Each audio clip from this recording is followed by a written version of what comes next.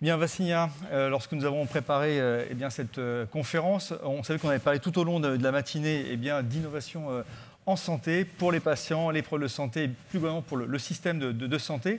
Et donc cette table ronde, elle a donc pour ambition eh bien, de savoir plus spécifiquement en fait, comment rendre accessibles ces innovations numériques et également d'identifier l'importance notamment de la souveraineté, qui était une thématique très forte l'an dernier. Et qui touche également d'autres secteurs d'activité. Alors pour répondre à ces enjeux stratégiques, nous avons le plaisir d'accueillir donc le docteur Lise Alter. Vous êtes la directrice de l'Agence d'Innovation en Santé. Claire Biot, vous êtes la vice-présidente en charge des activités de santé de Dassault Systèmes. Et Dominique Pont, vous êtes le nouveau directeur général de la Poste Santé et Autonomie. Alors vous avez vu, il y a 4 visages sur l'écran, mais vous n'êtes que 3 en plateau, puisque nous avions eh bien, la chance d'avoir Yann Bubien également pour avoir le regard d'un établissement de soins, d'un établissement hospitalier sur l'innovation. Mais comme vous le savez, en tant que directeur général du CHU de Bordeaux, il vient d'être nommé avec le nouveau gouvernement, donc directeur adjoint de cabinet de la nouvelle ministre du Travail, de la Santé et des Solidarités, Madame Catherine Vautrin. Et donc, d'abord, on le félicite, mais il n'a pas pu donc être présent. On évoquera avec Vassilina rapidement la thématique des tiers-lieux qui lui tenait à cœur. Et je crois que, Claire, vous allez également nous en parler. Donc, Vassilina, je vous laisse poser la première question. Et tout à fait, on va commencer avec vous, Lise Alter. Bonjour et merci d'être avec nous. Alors, vous avez pris la tête de l'Agence d'innovation en santé il y a un peu plus d'1 an, et le moins qu'on puisse dire, c'est que vous n'avez pas chômé. Un tour de France, c'est une feuille de route plus tard, vous venez justement nous en parler. Alors, qu'est-ce que vous avez tiré de ce tour de France, et puis que contient votre feuille de route? Et puisque j'ai la parole, j'en profite, c'est quoi la suite? Eh bien, écoutez, tout d'abord, je suis très heureuse d'être parmi vous aujourd'hui. Effectivement, un peu plus d'1 an après ma prise de fonction, d'ailleurs, on avait eu l'occasion d'échanger l'année dernière, quelques semaines après le lancement officiel de l'agence, même si les équipes m'ont rejoint progressivement au cours de l'année. Alors, déjà, pourquoi est-ce que cette feuille de route, finalement, est arrivée un petit peu en décalé par rapport au lancement de l'agence? Tout simplement parce que, même si les grandes missions de l'agence, que vous retrouvez d'ailleurs dans cette feuille de route, étaient déjà annoncées, on a souhaité les confronter un petit peu au terrain. Et d'ailleurs, je pense qu'on a pris cette initiative un peu sur le modèle de ce qui avait été fait pour le lancement de la DNS, la délégation numérique en santé. Je pense que c'est une approche pragmatique, et quand on a des ressources limitées et des missions extrêmement ambitieuses, je pense que c'est la première chose à faire, aller vérifier que ce qu'on a en tête correspond bien aux attentes du terrain, sinon on est un petit peu à côté de la plaque. Donc on a entrepris ce Tour de France avec 2 journées à peu près par région. On a rencontré plus de 650 acteurs tout autour de la France. Alors évidemment, ce n'est pas un Tour de France exhaustif, et on va poursuivre cette démarche d'aller vers le terrain, y compris dans la déclinaison de cette feuille de route. Mais globalement, ce qu'on a pu constater, pour résumer très, très succinctement, d'une part, c'est que dans chacune des régions, dans chacun des écosystèmes, on a rencontré des acteurs extrêmement engagés, très dynamiques, et des innovations réellement qui foisonnent dans tous les domaines, que ce soit la biotech, la medtech, le numérique. Également des écosystèmes d'accompagnement des projets innovants qui existent partout, dans toutes les régions, alors évidemment à des stades divers de maturité, si je puis dire, et surtout avec des degrés de visibilité et de communication autour très très divers, avec des régions qui ont une bonne visibilité et qu'on sait identifier sur tel et tel domaine, d'autres régions qu'on a découvertes extrêmement en pointe sur certains volets. Et c'est peut-être là-dessus qu'il faut qu'on travaille, parce qu'un des enjeux majeurs pour développer l'innovation, c'est de savoir la cartographier, de savoir où sont les forces, où sont les faiblesses, qui peut travailler avec qui, pour favoriser notamment ces partenariats publics-privés. Donc c'est un des enjeux effectivement sur lesquels on va s'atteler. Et puis un des éléments importants également sur lesquels on peut capitaliser désormais, c'est les principaux freins qui ont été remontés par les porteurs de projets. Alors évidemment, je ne vais pas vous paraître très original en vous les citant, mais néanmoins, évidemment, le financement, c'est un des sujets qui remonte de façon extrêmement importante. Financement, et puis souvent, en fait, difficulté d'identifier les bons leviers de financement et les bons interlocuteurs. C'est la raison pour laquelle, même si on n'avait pas forcément envisagé de le faire tout de suite, parce qu'on est une petite équipe, on a lancé notre démarche simplifiée, qui est une forme de guichet unique, finalement, d'orientation. Donc on ne peut pas accompagner de façon personnalisée tous les porteurs de projets, mais on a lancé ce guichet unique parce qu'on se rend compte que les entreprises ont avant tout, et les porteurs de projets au sens large, besoin d'être orientés, savoir à qui s'adresser pour des problématiques de financement, pour des problématiques réglementaires, pour des problématiques d'accompagnement, de savoir qui peut les aider en fonction de leur stade de maturité. Donc ça, c'est d'ores et déjà lancé et on a d'ores et déjà accompagné, en tout cas orienté, près de 200 projets innovants depuis quelques mois.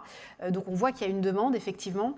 Et ensuite, pour la partie accompagnement personnalisé, là, on accompagne une quarantaine de projets via le dispositif French Tech 2030 et on espère ouvrir ensuite plus largement avec un système de labellisation pour une centaine de projets annuellement. Merci. Alors, on va continuer sur les tiers-lieux, Jérôme. Je crois que vous avez oui, on avait, comme on l'avait évoqué en introduction, je crois que voilà, on a une petite slide qui vient en complément ou en remplacement en fait, de l'intervention de Yann Bubien, donc sur notamment l'ensemble des tiers-lieux, donc notamment celui que Yann Bubien souhaitait présenter, Extation e-santé, qui réunit plusieurs acteurs, bien sûr, dont le CHU Bordeaux, mais également des structures d'accompagnement et des clusters à l'image d'Alicena. J'ai vu Christian Filatro, son présent ce matin. Mais je crois, Vassigna, aussi que vous les aviez annoncé dans une dépêche qui, je crois, date d'aujourd'hui, sur les 15 nouveaux lauréats. Alors tout à fait, la dépêche a été écrite par mon collègue Léo Caravagna qui a couvert donc, la journée de l'innovation numérique en santé le 18 janvier. Elle est passée sur APM News, évidemment, le jour même. Et elle sera aujourd'hui sur TIC Santé. Ce qu'il faut en retenir, c'est qu'il y a 15 nouveaux lauréats à l'appel à projet tiers-lieu d'expérimentation pour le numérique dans les organisations de soins. Dans la liste, donc il y a une petite liste qui va être affichée derrière moi là, dans la slide. Vous avez les 15 tiers-lieux d'expérimentation. Ils vont recevoir plus de 20 millions d'euros de financement, ce qui porte à 36 millions d'euros les financements octroyés aux désormais 25 tiers-lieux. Et une troisième et dernière vague doit être lancée ce trimestre. Oui. Alors peut-être, Dr Alter, sur les tiers-lieux, quelle est votre vision et votre regard sur l'importance des tiers-lieux? Je crois que la notion de proximité et de territoire est importante pour vous. Je pense que déjà, c'est l'incarnation finalement de cette connexion entre les acteurs de la recherche, du soin, de l'innovation. Et ils concentrent en leur sein finalement tout ce dont l'innovation a besoin pour se développer et pour se déployer. Et je pense que en tout cas, côté agence d'innovation, on va clairement capitaliser sur ces tiers-lieux pour être finalement des terrains, des bacs à sable pour permettre d'identifier l'impact notamment des innovations. Et je pense que ça se connecte très bien avec un des projets qu'on pousse très très fortement, qui est le dernier axe de notre feuille de route, sur la contribution de l'innovation pour mettre en place une politique de prévention extrêmement ambitieuse. Je pense que c'est un axe majeur et on voit bien à quel point aujourd'hui les innovations qui se développent, notamment dans le domaine du numérique, je pense à l'intelligence artificielle, ont vocation à détecter des signaux faibles, à détecter plus précocement des pathologies. On parlait tout à l'heure évidemment de la santé de la femme, mais aussi c'est valable pour les troubles du neurodéveloppement, c'est valable pour la psychiatrie, c'est valable pour la neurologie au sens large et pour les maladies cardiométaboliques. Donc on a un vrai enjeu aujourd'hui d'efficience également dans le système de santé et on oublie souvent à quel point l'innovation est un formidable levier en matière d'efficience. Donc je pense que ces tiers-lieux sont un vecteur extrêmement important pour pouvoir lancer des initiatives. Donc on va essayer de déployer dans les prochains mois et également démontrer leur impact en conditions réelles, parce que c'est ça l'enjeu en fait aujourd'hui. C'est que les innovations doivent répondre à un besoin, à un usage et avoir un impact, qu'il soit organisationnel, en matière d'efficience, en matière d'attractivité aussi pour les soignants et à l'échelle d'une population. Et c'est ça aussi le paradigme qu'il va falloir faire changer, y compris dans les modalités d'évaluation. C'est que c'est une très bonne chose que les innovations puissent impacter la santé d'un patient, mais aussi sur les indicateurs de santé d'une population à l'échelle d'un territoire, d'un bassin de vie. Et c'est ça qu'on va, je pense, essayer de connecter à travers ces initiatives générales. Et à l'image du territoire, je pense qu'il y a quelques jours, il y a eu les talents de la e-santé qui ont redonné donc, les 9 lauréats de cette année, donc montrer aussi que la e-santé se fait dans les territoires. Et je pense qu'on en reparlera avec Dominique Pont par rapport à cette notion de souveraineté. Merci, Dr Alter. Vassigna. Ben oui, la transition est parfaite, Jérôme. Dominique Pont, bonjour. Qui mieux que vous pour parler de souveraineté numérique? Vous êtes le directeur général de La Poste Santé et Autonomie depuis octobre dernier. Alors d'abord, est-ce que vous pouvez peut-être rappeler au public et à ceux qui nous écoutent le rôle de cette nouvelle entité? C'est clair, Vassigna, que quand on dit La Poste dans la santé, c'est pas évident au premier abord quand même. Juste pour bien, on ne connaît pas trop le groupe La Poste. Le groupe La Poste aujourd'hui, c'est un groupe de 250 000 personnes qui fait 35 milliards. 40% de son activité à l'étranger qui s'est diversifiée ces dernières années dans la banque, l'assurance, la logistique. Parce qu'en fait, un métier qui faisait depuis 6 siècles de distribution de courrier, en 10 ans, disparaît. Donc il faut se réinventer. Et donc là, il y a une volonté maintenant de se développer dans le champ de la santé et de l'autonomie, en assumant un positionnement d'acteur industriel, mais à capital public, d'intérêt général, qui va assumer une originalité de faire à la fois des services humains et des services digitaux en santé. Voilà, une originalité humaine et digitale. Ça représente à peu près 8000 personnes, avec des prestataires de santé à domicile qui amènent du matériel pour les malades chroniques, avec des services d'aide et d'accompagnement à domicile pour l'accompagnement à la vie quotidienne, avec des postiers dans les territoires qui font des détections de fragilité auprès des personnes âgées. Voilà, tout un tas d'actifs, des plateaux infirmiers de suivi, télésurveillance, et après des actifs numériques au travers d'une filiale du groupe La Poste qui s'appelle DocaPost, qui va peser 1 milliard à la fin de l'année. Donc on est déjà dans les gros acteurs même européens. Et là, avec une logique de construire un acteur souverain, industriel, à taille suffisamment conséquente pour peser et industrialiser les sujets du numérique en santé en France et en Europe. Il y a beaucoup d'initiatives, de start-up, d'innovation, mais on passe difficilement à l'échelle. Et souvent, il y a un désert de la mort quand même pour les startups. C'est dur de trouver un business model. Donc moi, je crois qu'il faut cette association avec des industriels, la puissance publique d'un côté, des industriels d'intérêt général et souverain, et des innovateurs. Et notre vision, c'est de consolider ça du mieux qu'on peut en tout cas. Donc on a fait beaucoup de croissance externe. On a acquis Mencare, qui est un éditeur de logiciels hospitaliers, Eva, Axonal, qui sont des CRO, qui font des études pour la medtech et la pharma, une boîte de conseil qui s'appelle Wellium. On a acquis des sociétés qui font de l'intelligence artificielle et des architectures data, ProBias, Open Value, des boîtes qui bossent sur le parcours patient numérique, Newcard, Apital, Maela, Nouvel. Et on va continuer notre stratégie avec une vision. C'est une vision que globalement, il faut absolument qu'on garde une alliance puissance publique, start-upper, industrielle, avec une vision de souveraineté, j'ai toujours milité là-dedans, souveraineté française et européenne, mais avec une culture de l'intérêt général. Voilà, c'est ça en fait qui guide en fait mon parcours et ma vision depuis toujours en fait. Mais alors justement, la souveraineté numérique aujourd'hui, on y est ou pas ? Déjà, le premier truc, à mon avis, c'est qu'il faut définir c'est quoi la souveraineté. Alors moi, je te donne ma définition, je ne dis pas que c'est la bonne, mais c'est la mienne. Pour moi, la souveraineté, c'est la capacité d'une organisation, d'un pays ou d'une nation ou d'un système, par exemple le système de santé, à être maître de son destin. Donc en fait, ce n'est pas une religion, c'est une stratégie. Il faut être malin. Ouais, il faut être malin. Et ce n'est pas non plus de l'autarcie. C'est de l'indépendance. C'est avoir une stratégie pour gagner petit à petit en indépendance. Ça parle quand même, la souveraineté industrielle. Il y a 30 ans, on disait à mes parents, ça ne sert à rien d'avoir de l'industrie en France. Maintenant, on pleure. Moi, j'ai vécu ça en tant que directeur d'établissement, de même plus être capable en France de fabriquer des circuits clos pour nos respirateurs pendant le Covid parce qu'on n'avait plus d'industrie. Pour moi, il y a un énorme sujet autour de la souveraineté industrielle, en Europe en tout cas, sur les questions du numérique et du numérique en santé en particulier. Pourquoi ? Parce qu'être maître de son destin, ce n'est pas qu'un impact au niveau économique pour continuer à développer de l'activité économique dans nos pays, c'est aussi un impact sur la garantie de l'éthique du système de santé. Et en fait, sans maîtrise des plateformes numériques, c'est impossible de garantir l'éthique de notre système de santé, parce qu'on ne sera pas maître de notre destin. Alors bien sûr qu'on nous annonce toujours, oui, mais on ne fera jamais aussi bien qu'AWS, qu'Azure, etc.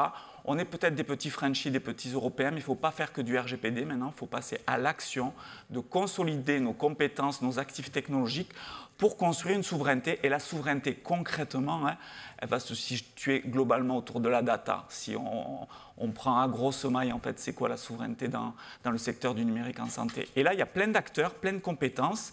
On a monté un consortium avec Claire, avec Dassault Systèmes, la Caisse des dépôts, Bouygues Télécom, DocaPost pour construire un cloud souverain avec les garanties SecNum Cloud pour garantir cette protection face aux lois extraterritoriales. On essaye de monter maintenant des couches d'intelligence artificielle, ce qu'on appelle des LLM, avec de la techno européenne, pour proposer des alternatives, parce que pour moi, et j'ai toujours milité là-dedans, la partie, elle n'est pas perdue. On a la capacité à faire et pas juste à tchatcher sur ces sujets de souveraineté. Alors Dominique, je pense que vous offrez à Guillaume, vous savez, notre illustrateur, vraiment un terrain de jeu parfait, puisqu'on a noté quand même dans la préparation de cette table ronde, si tu n'es pas maître de ton destin, tu n'es pas maître de ta technologie, Dominique Pont, le 3 novembre 2023, qui restera peut-être dans la note de synthèse de cette année. Donc merci Dominique pour ce point, notamment sur la souveraineté. On va enchaîner avec vous, Claire Biot. Cette fin d'année 2023 et ce début 2024 semblent très riches pour les activités santé d'Assosystèmes que vous dirigez. Vous avez donc annoncé, Dominique vient en parler, un projet majeur public-privé qui s'appelle MediTwin, dans le cadre de France 2030, qui a été présenté, je crois, au président de la République en décembre dernier. Et puis, vous avez fait une présence quand même remarquée également au CES de Las Vegas, donc cette grande manifestation de la technologie, où vous avez présenté l'impact des jumeaux numériques dans la santé, donc qui était une des tendances fortes, Damien va en parler tout à l'heure, de la Health Tech. Donc, en quoi ces innovations donc, sont importantes et l'intérêt en fait pour les patients, puisque là, on parle vraiment de l'accès de l'innovation auprès des patients.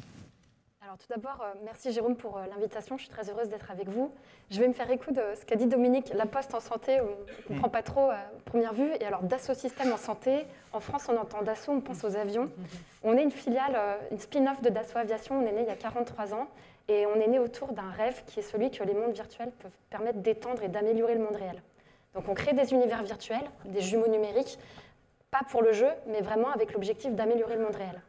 On a commencé dans l'aéronautique et on a radicalement transformé la manière dont les avions étaient conçus. Il faut savoir qu'à l'époque, on embauchait des mathématiciens qui avaient fait beaucoup de géométrie dans l'espace parce qu'ils devaient regarder le plan 2D d'un avion et projeter le modèle 3D dans leur tête, faire l'ingénierie, puis à la fin, on assemblait toutes les productions des contributeurs individuels, on faisait une maquette en bois et on espérait que l'avion allait voler. Et donc, on veut appliquer ces concepts, on veut employer la stratégie des jumeaux numériques dans la santé. Pourquoi est-ce que c'est important ? Parce qu'il y a urgence. On sait qu'aujourd'hui, seulement 2/3 des patients dans le monde ont accès à un panier de soins essentiels. Et si on zoome sur les pays développés, l'espérance de vie en bonne santé n'a pas progressé fortement ces dernières années. Elle progresse beaucoup plus lentement que l'espérance de vie. Et en même temps, les dépenses de santé croissent 2 fois plus vite que le PIB. Donc on voit qu'il y a vraiment une tension et on veut permettre de résoudre cette tension grâce aux jumeaux numériques. Et donc, pour faire ça, en fait, l'idée, c'est que ces jumeaux numériques vont permettre de représenter l'invisible, de la manière dont un médicament va affecter une maladie à la réponse à une opération chirurgicale, et donc, donc permettre d'améliorer les résultats pour les patients. Pour faire ça bien, si on veut le faire, il faut 3 types de jumeaux numériques. Jumeaux numériques du patient, comme une manière de mieux comprendre sa pathologie, de tester différentes options de traitement et choisir le meilleur. La valeur, là on parlait de valeur et d'impact, la valeur pour le médecin, c'est de capitaliser des bonnes pratiques médicales, les partager les diffuser beaucoup plus rapidement avec leur écosystème, de pouvoir trouver le meilleur résultat de santé pour un patient et de pouvoir apprendre. 3e cause de décès dans le monde, ce sont les erreurs médicales. Les pilotes se forment sur des simulateurs, quid des médecins. Donc on veut répondre à ça avec les jumeaux numériques. C'est un sujet qui vous est cher, Jérôme. Je sais.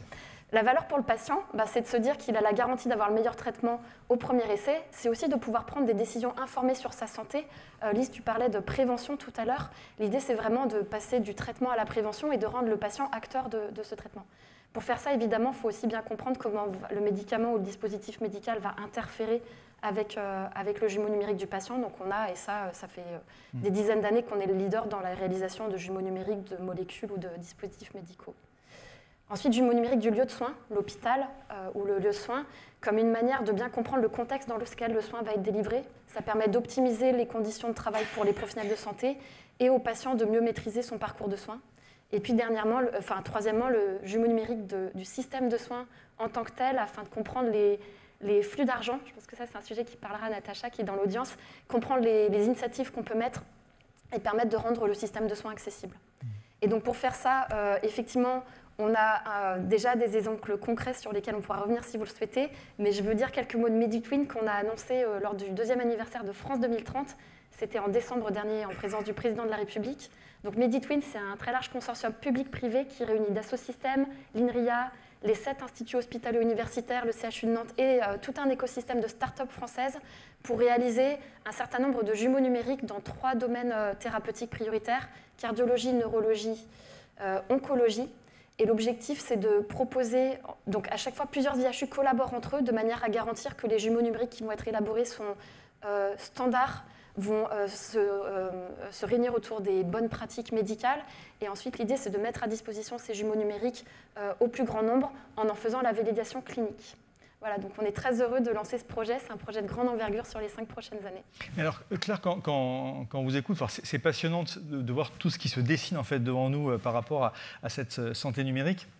Mais est-ce que, là on parle vraiment dans cette table ronde de l'accessibilité de ces innovations, est-ce que c'est déjà aujourd'hui une réalité? Et puis comme l'a dit également Dominique, est-ce que pour vous, qui êtes le leader mondial de la simulation, est-ce qu'il y a un enjeu en fait de souveraineté numérique également? Donc très clairement, il y a un enjeu de souveraineté numérique. Je vais commencer par là. Elle se joue au niveau de la data. Pour nous, le cloud de confiance, c'est une manière de répondre à l'asymétrie commerciale de la relation avec les grandes plateformes. Et donc l'enjeu, c'est la confidentialité et l'hébergement des données dans un territoire donné pour rester maître de son destin. Et donc on est très fiers de partager cette alliance NumSpot avec DocaPost et les autres membres fondateurs que tu as cités, Dominique. Pour nous, les données de santé, elles doivent vraiment être mises au service du système de soins pour permettre sa performance et son accessibilité. Maintenant, je reviens sur la question des exemples concrets. Oui, on a beaucoup d'exemples concrets, je vais en citer 3. Le premier, on a lancé en 2014 un consortium qui s'appelle le Living Heart, qui avait vocation à créer un jumeau numérique du cœur. Il est fiable à la fois sur la géométrie, sur l'électromécanique, sur les comportements fluidiques. Et donc aujourd'hui, il est utilisé en routine par les fabricants de dispositifs médicaux quand ils veulent développer un nouveau stent, une nouvelle valve. Il commence à être utilisé par des médecins, par exemple l'hôpital pour enfants de Boston, avec le docteur Hoggenson, qui va, quand il doit opérer des enfants pour des malformations congénitales, faire le jumeau numérique du cœur de l'enfant et tester les différentes manières d'intervenir sur ce cœur dans différentes conditions, au repos, à l'effort, en vague postprandiale, etc., avec des résultats vraiment qui touchent les patients, qui s'en sert aussi pour expliquer aux patients et aux parents l'intervention qui va avoir lieu sur leurs enfants. Et qui a été, je dirais, l'un des éléments fondateurs pour le projet MediTwin. Donc on construit sur le Living Heart pour aller au-delà avec MediTwin et aller vers davantage d'organes. Deuxième exemple, c'est un exemple qu'on a présenté au CES. Donc évidemment, le Living Heart, Living Brain, on les a présentés au CES. On a aussi parlé capteur. Un jumeau numérique, il n'a pas forcément besoin d'être en 3 dimensions. Et là, j'ai envie de parler de la filiale Medidata qu'on a rachetée il y a 5 ans, qui est le leader mondial de la digitalisation des essais cliniques et qui travaille pour la création de biomarqueurs digitaux. Et donc aujourd'hui, ils ont un modèle avec le test de marche à 6 minutes qui est une des manières de faire des prédictions de risque pour les patients qui ont de l'hypertension pulmonaire artérielle. Et donc aujourd'hui, la mesure est assez pauvre. On fait marcher les patients 6 minutes et on mesure la distance qu'ils parcourent. Et c'est un marqueur représentatif de la fonction cardiaque. Aujourd'hui, avec des capteurs, on est capable d'avoir une mesure beaucoup plus riche qui va cumuler le nombre de battements cardiaques avec la distance parcourue et qui permet aussi de faire ces mesures de manière beaucoup plus continue au domicile du patient. Donc au lieu d'avoir une mesure tous les mois, on va avoir des données beaucoup plus accessibles grâce à ces biomarqueurs digitaux. Et donc on fait ça avec notre filiale Medidata. Et puis troisième exemple qui va quitter le domaine du jumeau numérique du patient et aller à l'hôpital, mais en même temps transformer l'expérience qu'a le patient à l'hôpital. C'est un jumeau numérique qu'on a créé avec l'Institut Hartmann, leader mondial dans le domaine de la radiothérapie, et un fabricant d'appareils d'équipement de radiothérapie qui s'appelle Accuray. On a créé le jumeau numérique de l'expérience de radiothérapie. Il faut savoir qu'un cancer sur 2 aujourd'hui est traité par radiothérapie et en général, il s'écoule 5 semaines entre le moment du diagnostic et le moment où le patient va démarrer ses séances. Et on lui dit, voilà, on va faire l'imagerie de votre tumeur et puis après, vous serez allongé. On alignera l'appareil sur vous de manière à tirer les rayons X sur les cellules cancéreuses, mais pas trop irradier le reste du corps, les tissus sains. Donc on vous demandera de ne pas bouger parce que si vous bougez, ça désaligne l'appareil. Et donc c'est source d'anxiété pour les patients pendant ces 5 semaines. Et donc là, on a construit une expérience qui se veut vraiment immersive. C'est une approche en réalité virtuelle. Donc le patient met un casque, il va être immergé dans l'espace de la radiothérapie, il peut visiter l'espace de contrôle, il va visiter la salle dans laquelle il sera irradié, il va avoir non seulement l'image mais aussi le bruit et il ou elle pourra savoir dès le moment du diagnostic à quoi ressemble cette expérience. Merci Claire pour ces exemples. Et on vous retrouvera dans la note de synthèse qui va être présentée tout à l'heure par Daniel Mouvrou, et notamment qui met en lumière la partie jumeau numérique et également les cas concrets. Donc écoutez, merci à tous les trois. Merci également à Yann Bubien qui avait donné bien sûr sa possibilité d'intervenir. Et on va continuer toujours, et vous l'avez dit, Dr Alter, sur l'importance pour le financement, avec l'innovation en santé à l'épreuve de sa prise en charge, financement, loi Pécan et article 51. Merci à tous les trois. Merci. Merci beaucoup.